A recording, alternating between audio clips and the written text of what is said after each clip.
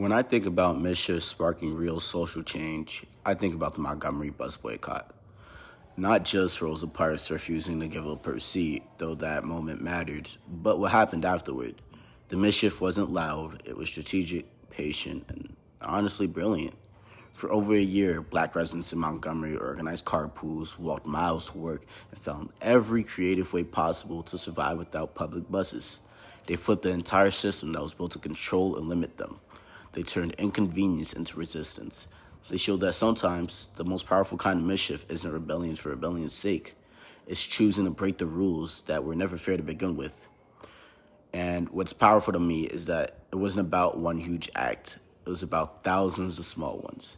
Every morning, someone laced up their shoes instead of boarding a bus. Every time a neighbor offered a ride to someone who needed it.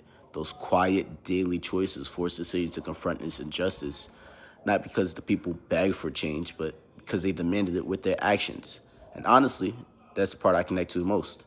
When systems are built against you, sometimes mischief isn't just being brave, it's necessary. It's about using creativity, stubbornness, and hope to outlast a system that wasn't designed for you to survive, let alone thrive.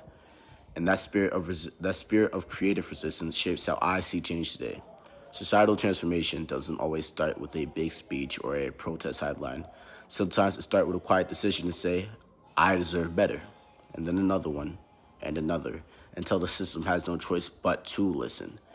That same energy is what I plan to carry into my works in physical therapy and community health, finding new ways to challenge gaps in access, to innovate, and to make sure care isn't reserved for the few who can afford it, because the real changemakers don't just break the rules, they're able to rewrite the playbook. That's the kind of change I'm committed to leading, not waiting for permission, not playing by broken rules, but building new paths where justice isn't the exception, it's the expectation.